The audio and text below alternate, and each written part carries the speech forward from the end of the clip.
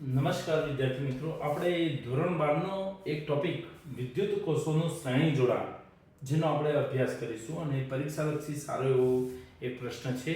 તો આ બાબતમાં આપણે થોડુંક આગળ વિચારીએ કે વિદ્યુત કોષોનું શ્રેણી જોડાણ અને એ શ્રેણી જોડાણને અનુરૂપ મળતો સમતુલ્ય EMF અને આંતરિક અવરોધનું સૂત્ર. તો આની ચર્ચામાં આપણે જુઓ, સૌપ્રથમ તો આપણે વિદ્યુત કોષોનું શ્રેણી જોડાણ એટલે કે ઓછામાં ઓછા બે વિદ્યુત કોષો લેવા પડશે જેને એકબીજા સાથે આપણે કેવા જોડી દઈએ, શ્રેણીમાં. માની લો કે પ્રથમ અહીં આગળ એ બિંદુએથી આપણે સ્ટાર્ટ કરી અને પ્રથમ વિદ્યુત કોષ જોડીએ જેનો આંતરિક અવરોધ આપણે બાજુમાં બતાવી દઈશું A થી B સુધી. જો આ બેટરીનો પ્લસ, આ માઈનસ અને આનો EMF એપ્સિલોન 1 આંતરિક અવરોધ R1. ત્યાર પછી શ્રેણી જોડાણ માટે આપણે બીજો એક સેલ લઈશું અને એને આની સાથે શ્રેણીમાં જોડવાનો હોવાથી અહીં આગળ એક બીજો સેલ જોઈન કરીએ. જો બીજા સેલ માટે ધારો કે એનું EMF એપ્સિલોન 2 હોય, આ પ્લસ થશે, આ માઈનસ થશે અને એનો આંતરિક અવરોધ જેને આપણે શું કહીશું, સ્મોલ r પણ બીજો હોય એટલે કે R2. અન્યથા અહીંયા આ જોડાણ કર્યું A B થી C સુધી.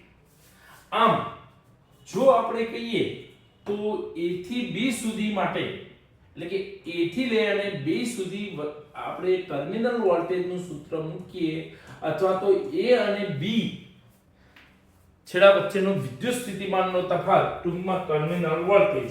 અને ટર્મિનલ વોલ્ટેજનું સૂત્ર શું હતું તો કે V એપ્સિલોન માઈનસ IR.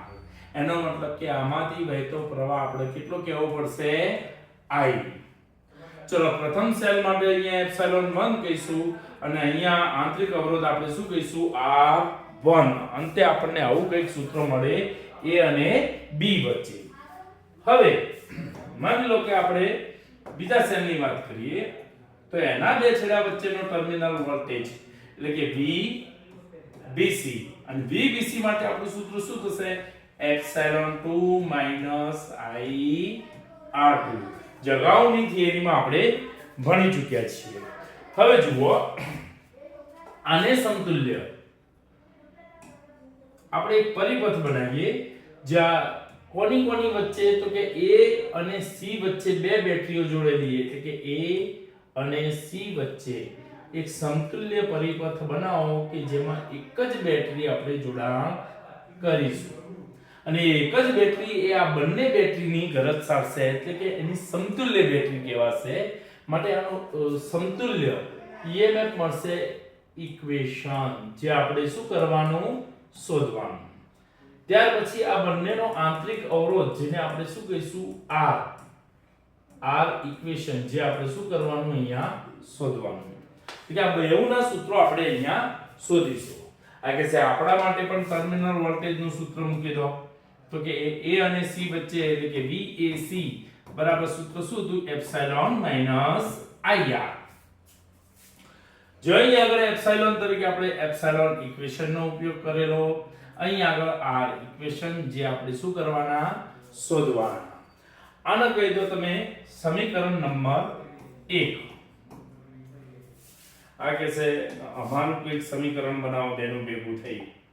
તો અહીંયા જુઓ, મારે અહીંયાથી લઈ અને અહીંયા સુધી ટોટલ વોલ્ટેજ કેવો હોય A અને C વચ્ચે, તો એને આપણે શું કહીશું, VAC એટલે બે વોલ્ટેજોનો સરવાળો, A થી B વચ્ચેનો VAB પ્લસ VBC, ટોટલ આપણને VAC મળશે.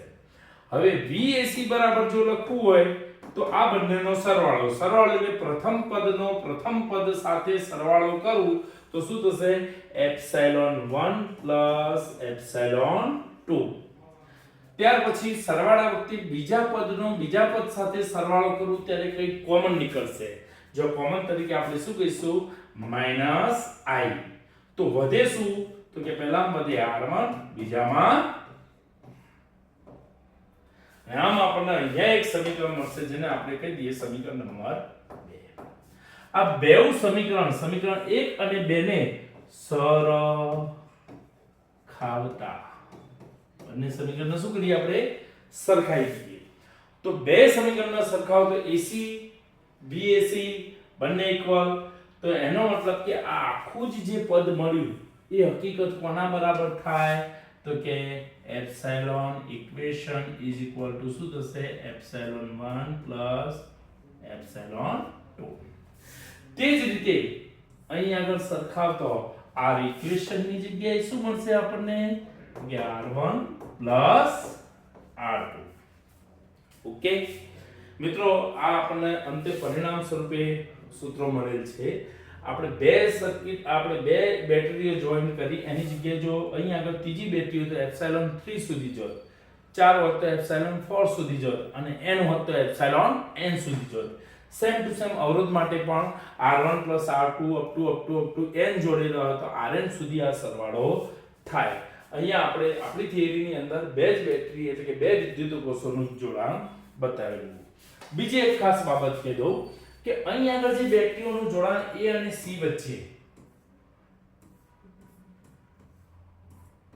આ ટાઈપ આપેલું હોય જસ્ટ આપણે જાણવા માટે તો અહીંયા આ પ્લસ માઈનસ આ સરખું એટલે કયું જોડાણ કહેવાય સહાયક અને સહાયકમાં તમે ઇક્વેશન માંગશો તો તમને શું મળશે એપ્સિલોન 1 પ્લસ એપ્સિલોન 2 પણ જો તમે આની જગ્યાએ